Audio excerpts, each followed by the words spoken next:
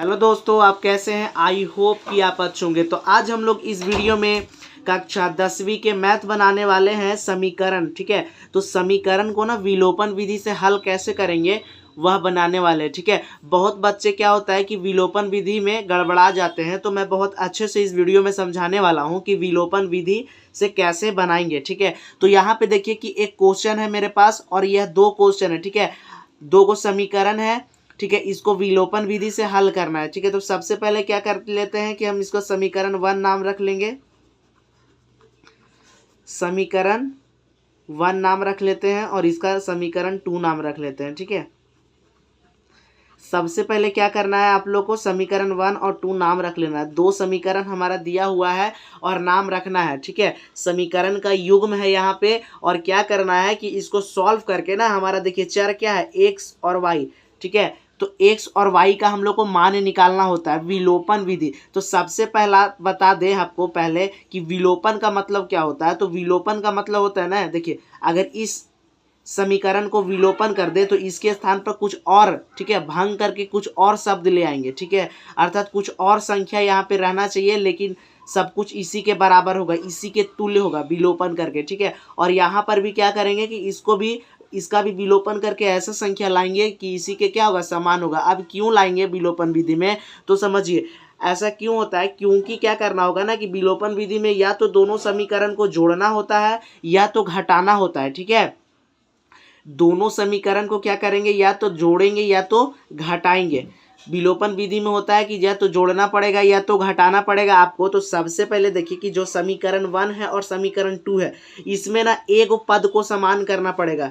या तो जोड़ना हो या तो घटाना हो, तो एक पद को समान करना पड़ेगा। ठीक है, यदि आपको घटाना होगा, ठीक है, यदि आपको क्या करना होगा, देखिए यहाँ पे बता देते हैं कि घटाना होगा दोनों समीकरण को, तो ऐसा चर, ठीक है, ऐसा चर देखना है दोनों में जो कि प्लस में हो। ठीक है, और प्लस वाले चर को क्या कर देना है, दोनों में समान करना है चर को। ठीक है, और या तो आपको क्या करना हो कि जोड़ना हो। ठीक है, यदि आपको जोड़ना हो तो क्या करना है कि वैसा चर जो दोनों में क्या हो कि समान हो चर और माइनस में हो। ठीक है, दोनों समान होना चाहिए और क्या हो, माइनस में, और तब दोनों को समान करेंगे तो क्या करेंगे, हम लोग जोड़ेंगे। ठीक है, तो जैसे कि यहाँ पे देखिए कि यहाँ पर 3x + 4y = 10 समीकरण 1 है, और समीकरण 2 क्या हमारा 2x - 2y = 2 समीकरण 2 है। ठीक है, यहाँ पे क्या करना है कि इस समीकरण में एक पद और इस समीकरण में एक पद क्या समान आपको दिख रहा है, तो सबसे पहले बता दें कि विलोपन विधि में आपको समान देगा ही नहीं। ठीक है, खुद से समान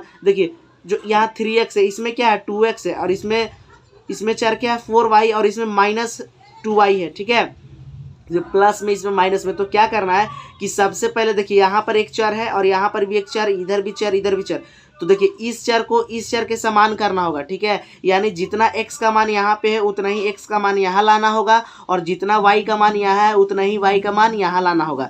लेकिन यहाँ पे एक दिक्कत क्या है कि दोनों में से एक ही को चेंज करेंगे, या तो x चेंज करना होगा तो इसमें भी x को चेंज करेंगे, या तो y चेंज करना होगा तो इसमें भी y को चेंज करेंगे। ठीक है, देखिए x यदि हम चेंज करते हैं तो यहाँ भी x क्या चीज में है, प्लस में है, और यहाँ भी x क्या चीज में है, प्लस में है। ठीक है, तो दोनों प्लस में है, तो यहाँ पे x चेंज करेंगे तो दोनों समीकरण को घटाएंगे। तो x को क्या करना है कि हमको बराबर लाना है इस x के। ठीक है, जैसे यहाँ 3x है, यहाँ 2x है, तो आपस में दोनों का x का जो मान है यहाँ पे 3 और क्या है 2, इसको बराबर लाना है। ठीक है, तो सबसे पहले क्या करते हैं कि हम लोग तिरछा तिरछा गुना करते हैं। जैसे x में 2, x में क्या है यहाँ पे 2, तो समीकरण 1 को क्या करेंगे कि हम 2 से गुना कर देंगे। ठीक है, और ऊपर में देखिए कि x क्या है हमारा, x के साथ क्या है 3, तो समीकरण 2 है ना, उसको 3 से गुना करेंगे। ठीक है, समीकरण 2 को 3 से गुना करना है।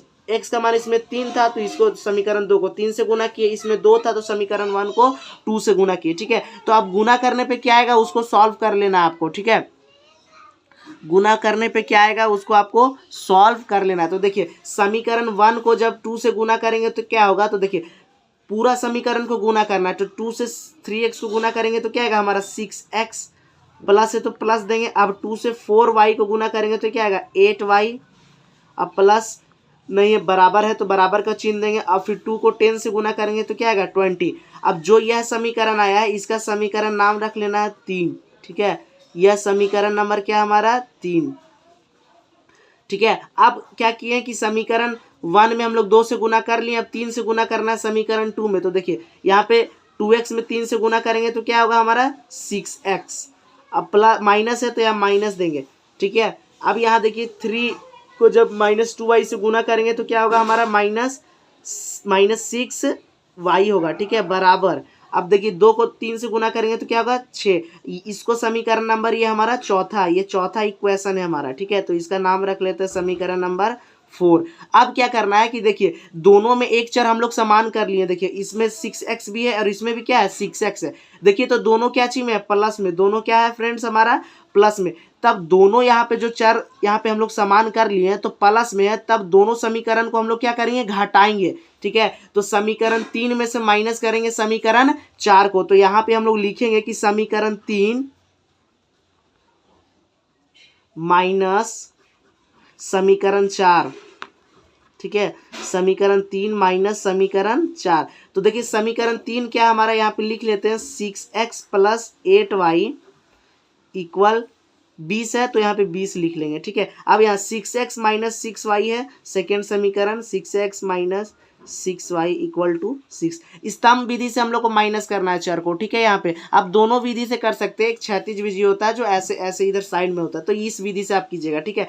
तो आपको याद रखना है कि जब भी हम लोग पहला समीकरण में दूसरा समीकरण को घटाते हैं ना, तो क्या होता है कि यहाँ पे देखिए कि यहाँ जो नीचे वाला जो होता है ना समीकरण, जो प्लस में होता है वो माइनस में हो जाता है। याद रखना है कि जो प्लस में होगा यह क्या चीज में हो जाएगा दोस्तों माइनस में, और जो माइनस में होता है चर वो प्लस में। और देखिए ये अचर है, ये काची में प्लस में कुछ नहीं है, तो ये इसको क्या करना पड़ेगा माइनस में। तो साइन बदल जाता है, आपको याद रखना होगा, ठीक है। समीकरण 1 माइनस समीकरण 2 कर रहे हैं, तो सॉरी समीकरण 3 में से 4 को हम लोग घटाएं तो देखिए 6x में से -6x घटाएंगे तो पूरा खत्म हो जाएगा। अब देखिए ये भी प्लस में और ये भी क्या चीज में है प्लस में, तो 8y में 6y जोड़ेंगे तो कितना आएगा 14y अर्थात 14y आएगा, ठीक है। और यहाँ देखिए ये प्लस में और ये क्या चीज में हमारा माइनस में, तो 20 में से यदि हम 6 घटा दे तो कितना आएगा हमारा 12।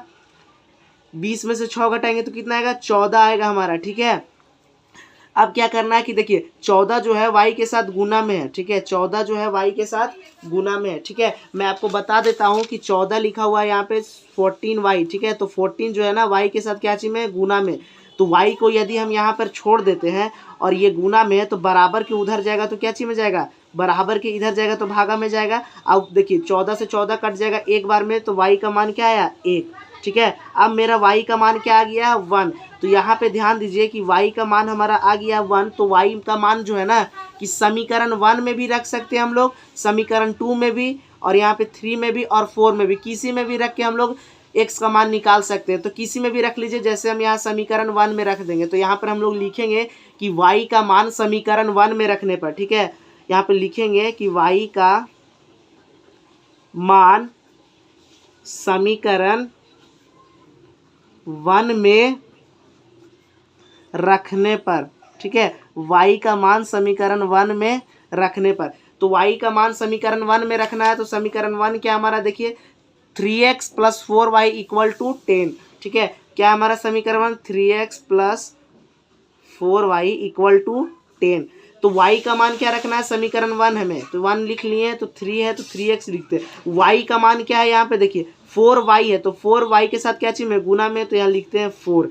और y क्या है गुना में, तो y का मान क्या है, y का मान क्या हम लोग निकाले यहाँ देखिए 1, तो इंटू में क्या करेंगे 1 बराबर क्या होगा 10, ठीक है। अब देखिए 3x है तो 3x लिख लेंगे, प्लस तो प्लस 4 को 1 से गुना करेंगे तो 4 होगा = 10। अब यहाँ पे क्या समझना है कि देखिए ये भी अचर है और ये भी क्या है अचर है, तो अचर वाला को क्या कर लेंगे हम साथ में कर लेंगे, ठीक है। तो यहाँ देखिए कि 3x = 10 है, ठीक है। 3x = 10, तो इधर क्या चीज में है प्लस में है, और इसको अचर वाले के साथ करना है तो उधर जाएगा तो क्या चीज में हो जाएगा माइनस में, ठीक है। तो हमारा क्या आएगा 3x बराबर क्या आएगा हमारा 10 में से माइनस करेंगे 4 तो 6 होगा, ठीक है। और यहाँ पे आप समझिए कि यहाँ जो 3 है ना x के साथ गुना में है, ठीक है। देखिए यहाँ पे 3 जो है x के साथ क्या चीज में हमारा, यहाँ समझिएगा 3 × x है, ठीक है। ये आप रफ में आपको समझा रहे हैं। तो यहाँ पे क्या है 3 जो है x के साथ गुना में है, तो x बराबर क्या होगा 6, और गुना में है तो इधर जाएगा तो हमारा क्या चीज में जाएगा भागा में। तो 3 से 6 कितना बार में कटेगा 2 से। तो यहाँ पे समझिए कि x का मान क्या है 2, तो y का मान हम लोग यहाँ पे क्या निकाले थे 1 निकाले थे, और x का मान हमारा क्या आया 2, ठीक है। तो ये समीकरण को हल करने के बाद विलोपन विधि के बाद x का मान और यहाँ पे y का मान हमारा आ गया है और यही हमारा क्या है आंसर है। ठीक है, तो आई होप फ्रेंड्स आपको विलोपन विधि समझ में आ गया होगा। ठीक है, तो फिर मिलते हैं हम एक नए वीडियो के साथ, तब तक के लिए जय हिंद दोस्तों।